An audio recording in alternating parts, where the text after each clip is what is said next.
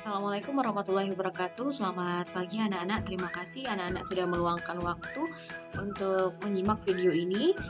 Jadi yang perlu anak-anak ingat bahwa video ini menjadi salah satu media pembelajaran yang akan kita gunakan untuk mempelajari bab ini, khususnya tanah dan keberlangsungan kehidupan.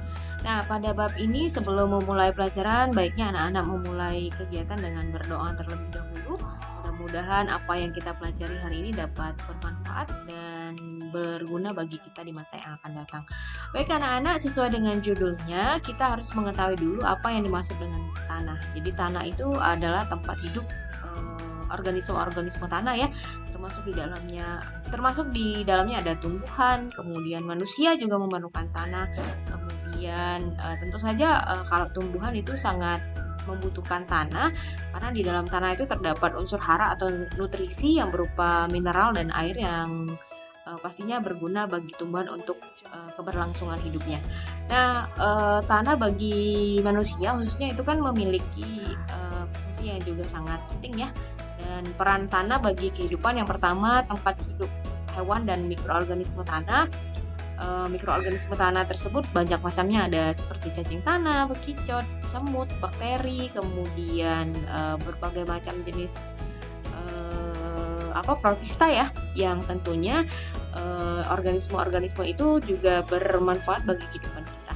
Nah, yang kedua, peran tanah itu adalah untuk tempat tinggal, kemudian beberapa di antaranya tanah-tanah itu akan diubah menjadi lahan bangunan, menjadi sumber tambang, kemudian tentu saja menjadi tempat hidup bagi hewan dan juga tumbuhan.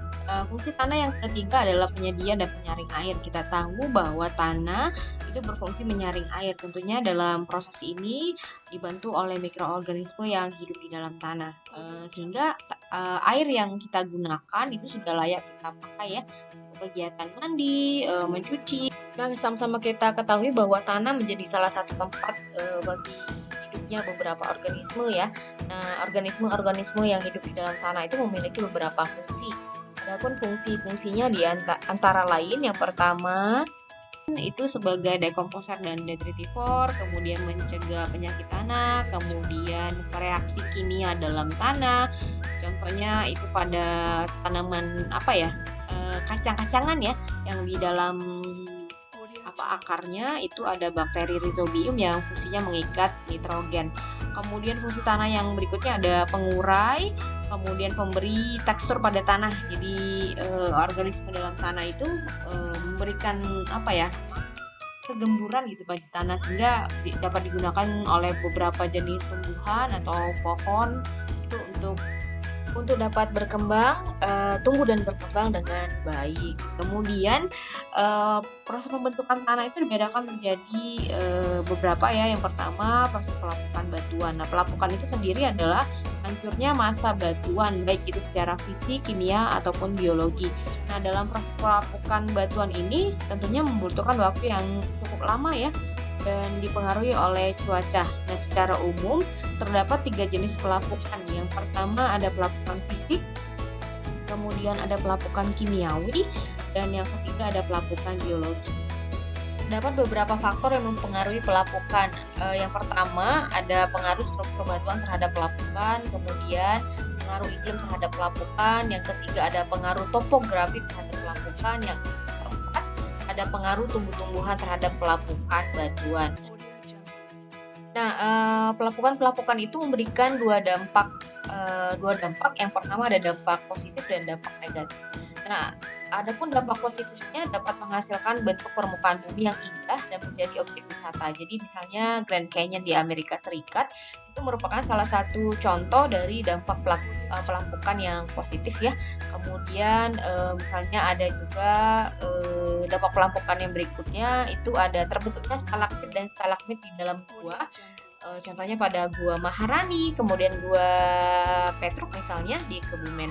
Anak-anak, selain itu ada juga dampak negatif dari pelapukan. Nah, pelapukan itu pada dasarnya juga dapat merusak batuan-batuan, merusak juga bangunan-bangunan, terutama bagian dinding-dinding, sehingga pastinya merugikan manusia ya secara ekonomi. Dan selain itu, pelapukan juga dapat merusak batu-batu candi peninggalan prasejarah. Anak-anak, beberapa lapisan tanah itu pada dasarnya tanah itu dibedakan menjadi beberapa lapis ya. Yang pertama ada lapisan atas yang merupakan lapisan hasil pelapukan batuan dan sisa makhluk hidup yang telah mati. Kemudian lapisan kedua itu adalah lapisan tengah yang terbentuk dari campuran hasil pelapukan batuan dan air. Kemudian ada lapisan bawah yang terdiri atas bongkahan batuan. Nah, yang paling dasar itu lapisan keempat disebut lapisan batuan induk yang berisi batuan yang sangat keras dan sulit mengalami perubahan. Lebih lanjut, kita akan mempelajari mengenai komponen-komponen penyusun tanah. Tentunya tanah itu tersusun atas air yang fungsinya mengatur kelembaban tanah. Kemudian juga penyusun tanah yang berikutnya ada mineral. Di dalamnya banyak sekali ion-ion seperti kalium, kalsium, magnesium, natrium dioksida, sulfur, dan lain sebagainya. Dan juga tentu kandungan-kandungan mineral inilah yang mempengaruhi keasaman tanah itu sendiri. Komponen yang ketiga adalah humus. Jadi humus itu adalah komponen organik yang dihasilkan dari proses dekomposisi hewan atau tumbuhan yang telah mati. Atau juga bisa berupa kotoran-kotoran hewan yang berdasarkan proses terjadinya. Jadi tanah itu dibedakan berbagai macam jenisnya. Yang pertama ada tanah humus yang terbentuk dari pelapukan daun dan batang pohon dari makhluk hidup maksudnya. Kemudian ada tanah pasir yang berasal dari batuan yang beku yang kemudian terpecah menjadi bagian-bagian yang terkecil. Kemudian ada tanah aluvial yang berasal dari pengendapan lumpur sungai misalnya. Kemudian ada tanah vulkanis yang terbentuk dari letusan Gunung Merapi. Dan yang kelima ada tanah latrit yang merupakan tanah yang kehilangan kesuburannya karena unsur-unsur hara yang ada di dalamnya itu terbawa oleh arus air. Yang keenam juga ada tanah andosol. Tanah andosol adalah tanah yang mengandung mineral dan bahan organik yang tinggi. Kemudian ada tanah organosol, lawannya dari andosol yaitu tanah yang kurang subur. Dan yang terakhir ada tanah litosol, merupakan tanah yang masih muda dan tergolong baru. Kalau tadi kita mempelajari jenis-jenis tanah berdasarkan proses pembentuknya, kali ini kita akan belajar mengenai jenis-jenis tanah berdasarkan asalnya. Nah, berdasarkan asalnya tanah itu dibedakan menjadi dua, ada tanah organik dan juga tanah anorganik. Kalau tanah organik adalah tanah yang berasal dari perapukan sisa makhluk hidup yang telah mati, sedangkan kalau tanah anorganik itu biasanya berasal dari pelapukan batuan-batuan secara kimiawi maupun secara fisik.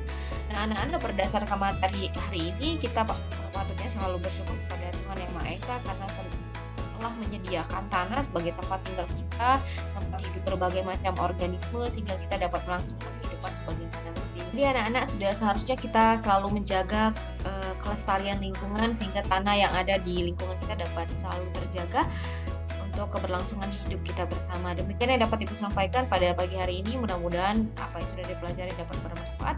Wabillahi taufiq wal hidayah. Wassalamualaikum warahmatullahi wabarakatuh.